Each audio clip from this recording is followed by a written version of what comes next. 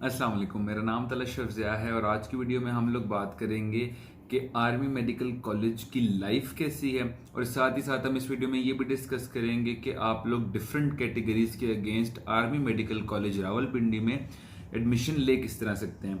सबसे पहले अगर हम थोड़ी सी हिस्ट्री की बात कर लें एएमसी की, तो एएमसी जो है आर्मी मेडिकल कॉलेज 1977 में एस्टेब्लिश हुआ था और ये रावलपिंडी कैंट के अंदर जो है वाक़ है।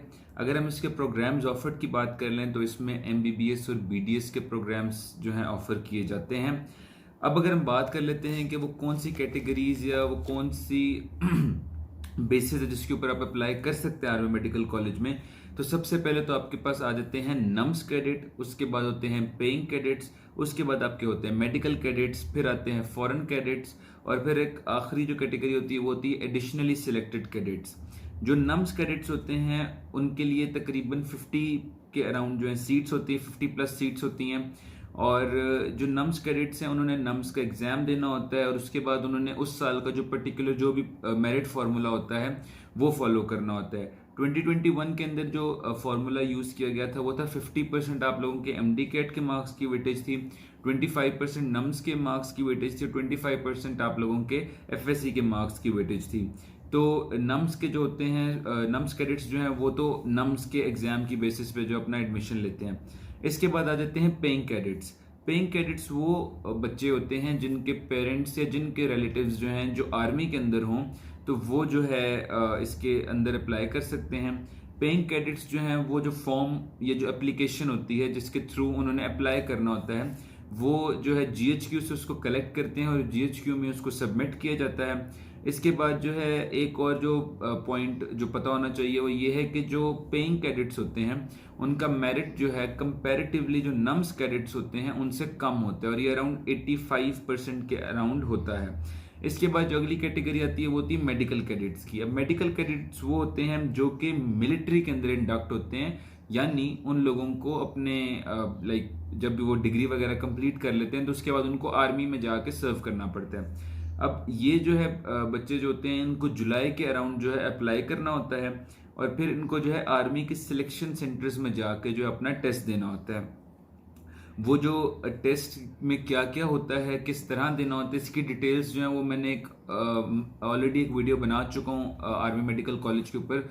आप लोग वो देख लीजिएगा तो उसमें आपको आइडिया हो जाएगा कि जो फिजिकल टेस्ट होता है, मेंटल टेस्ट होता है, जो आप लोगों का हेल्थ वगैरह का जो सारा कुछ होता है उसको किस तरह किया जाता है। फिर इसके बाद ये है कि ये जो है 145 बच्चे जो हैं मेडिकल कैडेट से सिलेक्ट होते हैं ऑल ओवर पाकिस्तान, जिसमें से 100 स्टूडेंट्स जो हैं वो आर्मी मेडिकल कॉलेज रावलपिंडी में एडमिशन लेते हैं या वहां पे इंडक्ट किए जाते हैं, जबकि 30 to 31 बच्चे जो हैं उनको सीएमएच लाहौर में भेजा जाता है और बाकी के जो बच्चे होते हैं फिर उनको डिवाइड करके जो है वो बाकी जितने भी मेडिकल जो है सीएमएच हैं मुल्तान में है या किसी और भी डिस्ट्रिक्ट वगैरह में तो उनको वहां पे दाखिला दे दिया जाता है। फिर आ जाते हैं फॉरेन कैडेट्स। फॉरेन कैडेट्स वही होते हैं जिन्होंने अपनी एफएससी वगैरह जो भी स्कूलिंग वगैरह जो है उसको अब्रॉड से किया। इन बच्चों की तकरीबन 10 से 12 सीट्स होती हैं। और फाइनली आ जाते हैं एडिशनली सिलेक्टेड कैडेट्स। ये कैडेट्स जो हैं ये पेइंग कैडेट्स की क्राइटेरिया पे ही होते हैं, लेकिन इनका जो थोड़ा सा जो मेरिट वगैरह होता है वो कम होता है और लेकिन इनका जो सिलेक्शन क्राइटेरिया वगैरह है वो जो पेइंग कैडेट्स हैं उनके बहुत सिमिलर होता है। इसके बाद हम लोग बात कर लेते हैं कि फी कितनी होती है आर्मी मेडिकल कॉलेज में। तो जो नम्स कैडेट्स होते हैं उनको पहली बात तो ये क्लैरिफाई कर दें कि उनको आर्मी का कोई रैंक नहीं दिया जाता और उनकी जो एनुअल फी होती है दैट इज अराउंड 2,40,000 के अराउंड उनकी एनुअल फी होती है। जो पेइंग कैडेट्स होते हैं ये जो वो बच्चे होते हैं जो कि अपनी जो डिग्री वगैरह कंप्लीट करने के बाद लीव कर सकते हैं, जरूरी नहीं है कि वो आर्मी को परस्यू करें या आर्मी में सर्व करें। जबकि जो बॉयज होते हैं वो लायबल होते हैं कि उन्होंने 3 साल जो है सर्विस अपनी देनी होती है आर्मी को।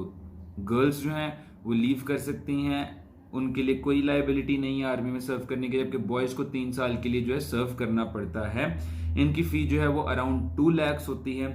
लेकिन इन ये वाले जो स्टूडेंट्स जो पेइंग कैडेट्स होते हैं इनको कुछ परसेंटेज और कुछ जो बच्चे होते हैं उनको उनकी पूरी फीस जो है वो साल के एंड तक जो है रिटर्न कर दी जाती है। ये डिपेंड इस बात पे करता है कि आपके जो रिलेटिव या आपके जो पेरेंट्स वगैरह हैं उनका रैंक क्या है आर्मी में। अगर तो रैंक छोटा है, हवलदार वगैरह हैं, तो उनको जो फ़ी है वो पूरी रिफंड होती है, और जैसे जैसे रैंक बढ़ता जाता है फिर आपकी जो परसेंटेज ऑफ फ़ी जो आपको रिटर्न हो रही है वो कम है। सबमिट आपने 2 लाख पूरी करनी है, लेकिन फिर उसमें से कितना परसेंट आपको रिटर्न हो गई डिपेंड करता है कि आपके रिलेटिव्स या आपके पेरेंट्स की जो है वो उनकी पोस्ट क्या है। इसके बाद आ जाते हैं जो मेडिकल कैडेट्स होते हैं, इनसे फ़ी कोई चार्ज नहीं की जाती। अगेन मैं रिपीट कर दूं, इनसे फ़ी कोई चार्ज नहीं की जाती। इनको आर्मी में रैंक भी दिया जाता है, और ये वो बच्चे होते हैं जो कि लाइबल होते हैं कि इन्होंने 13 साल इन बच्चों ने जो है आर्मी में सर्व करना होता है। और आर्मी जो है इन बच्चों को पे करती है, फी नहीं लेगी। आर्मी उल्टा इन बच्चों को पे करती है। तकरीबन 63,500 इन बच्चों की पे होती है, और अगर आप उसमें से इंश्योरेंस और हॉस्टल वगैरह के चार्जेस निकाल दें तो ये तकरीबन 40,000 के अराउंड बनती है। हॉस्टल के अगर चार्जेस या एक्सपेंसेस की बात करें तो वो तकरीबन पर मंथ जो है वो 18,000 होते हैं।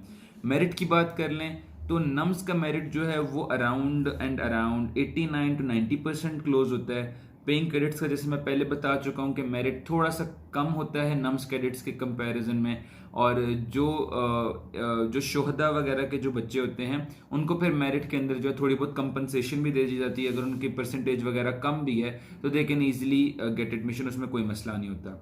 सोसाइटीज़ और इवेंट्स की बात करें, समझा और सोचा तो ये जाता है कि एएमसी में शायद सोसाइटीज़ और इवेंट्स बहुत ज़्यादा नहीं हैं, लेकिन अगर इसका मैं जिक्र करता चलूँ तो वहाँ पे म्यूज़िक की सोसाइटी और इवेंट्स भी हैं, ड्रामेटिक्स भी है, ब्लड डोनेशन सोसाइटीज़ भी हैं, आर्ट्स एंड ग्राफिक्स सोसाइटी भी हैं, कम्युनिटी सर्विस की भी सोसाइटीज़ हैं, डिबेटिंग लिटरेरी सोसाइटीज़ और उनके इवेंट्स होते हैं। उनका ओरिएंटेशन फेस्ट फेस्ट के नाम से वो, और उनकी जो स्पोर्ट्स वीक है, the most lit event of army medical college their sports week, वो बड़ा मज़ेदार किस्म का होता है। हॉस्टल की बात कर लें तो हॉस्टल जो है वो तमाम स्टूडेंट्स को दिया जाता है। हर किसी को जो है हर किसी को एक क्यूबिकल दिया जाता है। मेस जो है आर्मी मेडिकल कॉलेज का वो बहुत अच्छा है।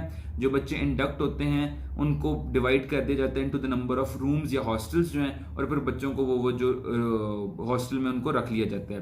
बॉयज़ के जो हैं 4 हॉस्टल्स हैं, गर्ल्स के 2 हॉस्टल्स हैं, और फिर जो भी बच्चे जिनका भी एडमिशन होता है उनको वहाँ पे क्यूबिकल एक ऐसा रूम होता है जिसमें सिर्फ एक बच्चा स्टे करता है। और अगर बाकी मेडिकल कॉलेजेस में ये कॉन्सेप्ट होता है कि एक ही रूम में 2 बच्चे या 4 बच्चे 3 बच्चे रहते हैं। क्यूबिकल जो है वो यूजुअली लेटर ऑन जाके मिलता है, लेकिन एएमसी में आपको फर्स्ट ईयर से मिल जाता है।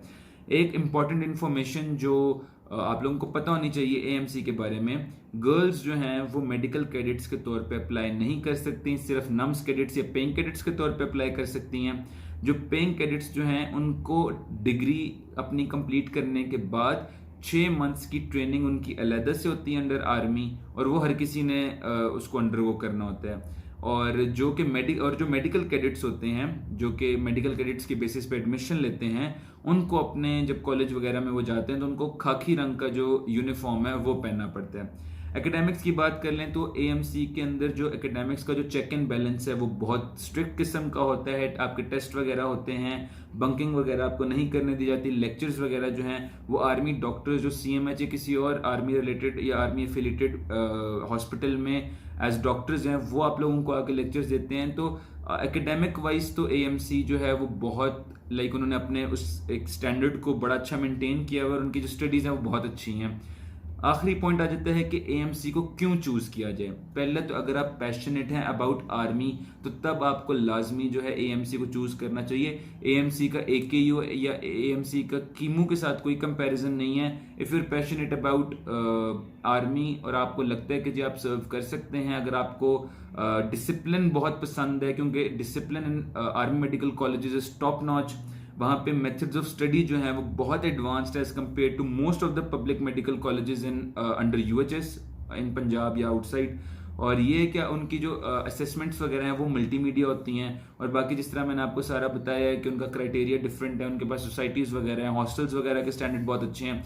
तो ये वो तमाम बेसिस हैं कि अगर तो आप सोचते हैं कि आपको एएमसी में एडमिशन लेना चाहिए तो आपको इन पॉइंट्स को जहन में रखना चाहिए। अगर आपका कोई भी सवाल हुआ, कोई भी क्यूरी अगर रहती हुई तो आप लाजमी पूछेगा। मैं कोशिश करूंगा कि मैं खुद या मेरा कोई दोस्त जो एएमसी में है मैं उससे कंसल्ट करके आप लोगों के सवालों का जवाब दे सकूँ। भाई को इजाज़त दीजिएगा, दुआ में याद रखिएगा। अल्लाह हाफिज़।